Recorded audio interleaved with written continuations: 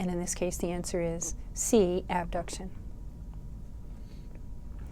The fundamental characteristic of muscle tissue is that it is active tissue. In general, muscle cells produce work by contracting. What happens when a muscle shortens depends on the muscle location and the muscle fiber cell orientation. 3 different types of muscle tissue are found in the body, and each type does slightly different kinds of work. The 3 types are smooth muscle, cardiac muscle, and skeletal muscle, which is the one that we'll be spending the most time on in this course. This next section will give you a chance to use some of the skills that you began to acquire in the tissues and organization section. So we're looking at an image similar to one you might see in a microscope slide, and we're looking at an example of smooth muscle tissue. Smooth muscle tissue is found in the walls of hollow organs, such as the airway in the respiratory system, the gastrointestinal system, and the urogenital system, in the walls of blood vessels, in small muscles in the skin that make the hair stand on end, and in small eye muscles that widen the pupil for dim light and round the lens for near vision. The internal sphincters of the gastrointestinal and urogenital systems are also made of smooth muscle. Smooth muscle is capable of slow, sustained contractions. For practice with tissues and organization, look at this slide of smooth muscle tissue and identify one smooth muscle cell and one nucleus. In identifying the cell, remember, in a thin section of tissue like this, the nuclei of other smooth muscle cells may be visible through the cytoplasm of the cell that you're identifying. So how can we characterize or recognize a smooth muscle cell? In characterizing a cell, the first characteristic is shape. So the smooth muscle cell is narrow and spindle-shaped. To me, it looks kind of like a kayak. The nucleus in a smooth muscle cell is central, and there's only one. And the cytoplasm has no visible striations or stripes, unlike the other 2 types of muscle cells. So as you'll see later, there will be a contractile apparatus in smooth muscle cells as well as in cardiac muscle and skeletal muscle, but it's not as conspicuous and you aren't really able to see it. This is an axial section through a very small colon, and the smooth muscle tissue is arranged around the outside. In the colon, peristalsis is occurring, and so material is being pushed through the colon by the action of the smooth muscles. The small bracket is showing the region which consists of circularly arranged smooth muscle fibers. So these are going around the colon, and on contraction they'll make the lumen smaller.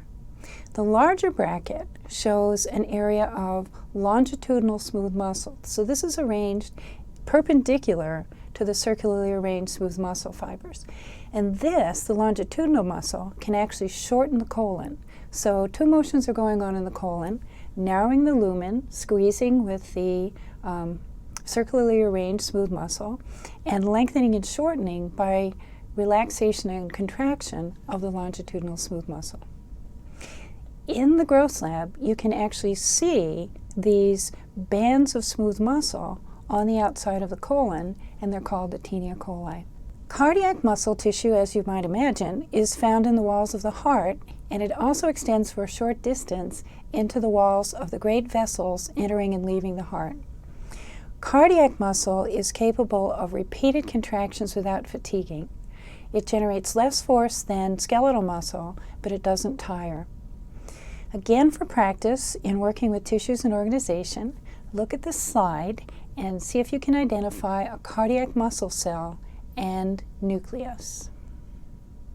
So in characterizing cells, first we look at the shape, and one reason you can identify a cardiac muscle cell is that it's a branching cell. So when you were trying to identify it, you might have found it challenging because it didn't have the same sort of rounded, discrete shape of some of the cells you've been looking at. This is a branching cardiac cell and an example of a special junction that's found between cardiac muscle cells. The intercalated discs is indicated by the arrow.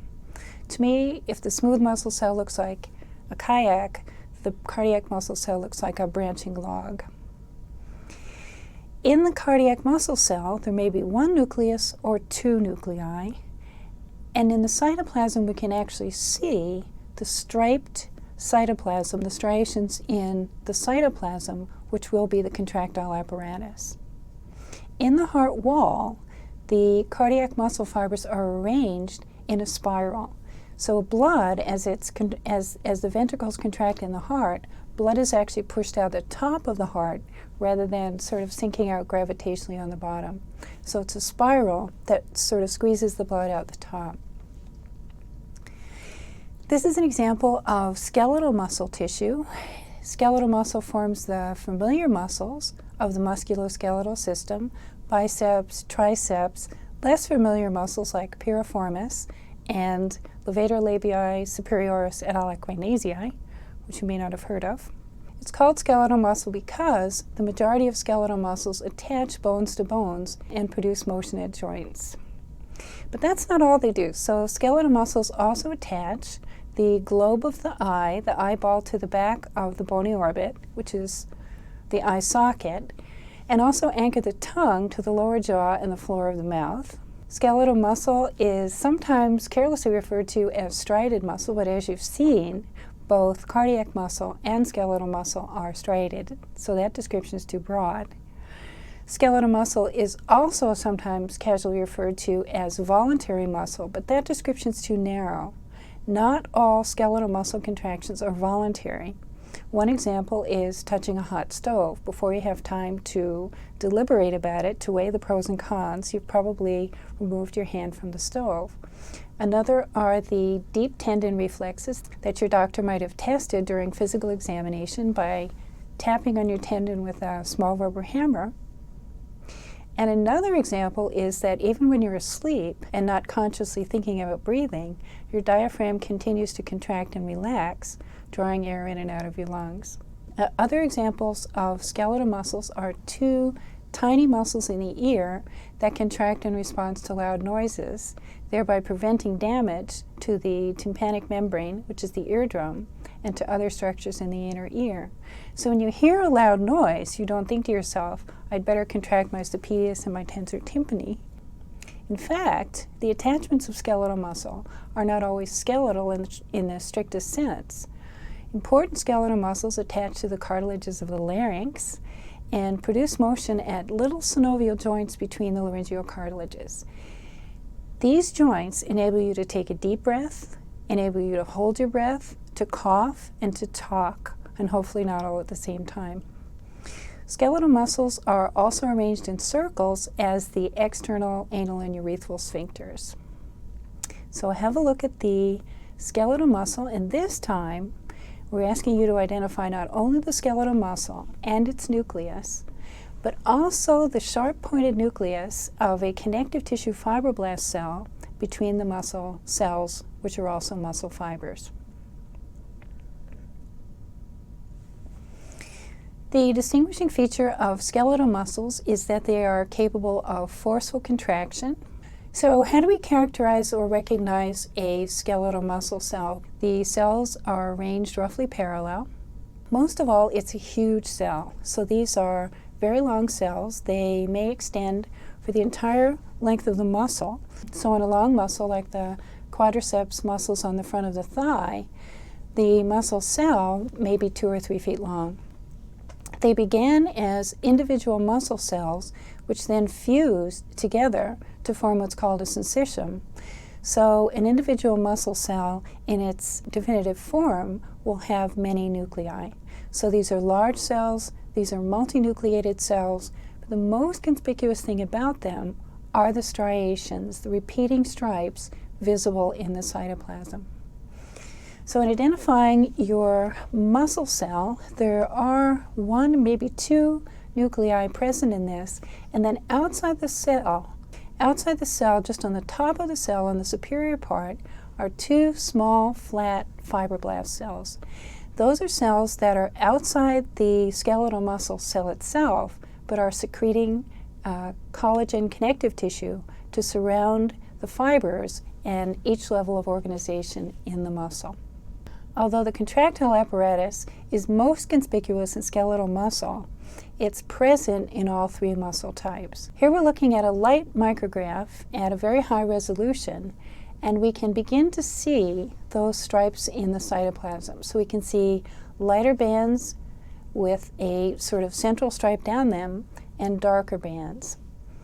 If we switch from light microscopy, which is what we've been talking about so far, to electron microscopy, which we're not going to talk about very much, we can begin to see that in addition to these vertical stripes, the light and dark bands, we can also see, at least within the dark areas, longitudinally oriented, slightly thicker fibers.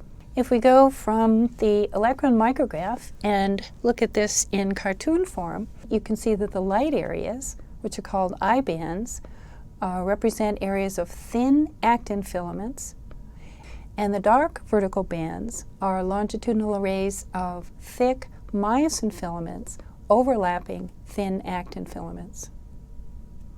So according to the sliding filament theory of muscle contraction, contraction occurs through interaction of the contractile filaments, actin and myosin, within the muscle cell cytoplasm. Muscles contract when the actin and myosin filaments slide past one another, successively forming and breaking bonds along the filament surface. The analogy is rowing. So if you've ever watched rowers, they're pulling their boats through the water by successive rowing strokes in which they plant the oars in the water and then pull the boat past the oars. The phases of the rowing stroke are the catch, the drive, the release, and the recovery. In this illustration, the thin actin filaments are red. The blue, thick myosin filaments represent the boats, and tiny processes extending from the sides of the myosin filaments will act as the oars. And then I've also drawn meter lines so you can gauge the progress of the boat. Here are the myosin filament rowers at the beginning of the rowing stroke. So their oars are ready to drop in the water. This is the catch. The oars go into the water. They grab the actin filaments. This is the beginning of the drive, the power stroke. The oars are anchored to the actin filaments. The rowers brace their legs in back. In the next phase of the drive, the rowers straighten their legs, they lean back at the hips, they pull their oars in, and they draw the boat past the oars. After the stroke is the release. The oars are lifted out of the water. Then the rowers come back up the slide in the recovery, getting ready for the next rowing stroke. So that's repeated: catch, drive, release, recovery, catch, drive, release, recovery, catch, drive, release, recovery. And you can see that the actin filaments have been cranked all the way from the left side to the finish line. So the actin and myosin filaments together form the contractile apparatus of all types of muscle, but there are different types of muscle contractions. So this is an apparatus that can allow muscle contraction in several different ways. A tonic contraction is a slight but sustained muscle contraction. For example, the large muscles that we use in maintaining posture. A phasic contraction, by contrast, is intermittent. Two types of phasic contraction are possible. The first type is isometric contraction, and in this contraction, muscle tension increases as the muscle maintains a fixed overall length. So if I were holding something steady at the end of my hand, that would be an isometric contraction. The second type of phasic contraction is an isotonic contraction. So again, phasic because it's intermittent, isotonic because in this case, instead of maintaining a fixed length, the muscle actually shortens.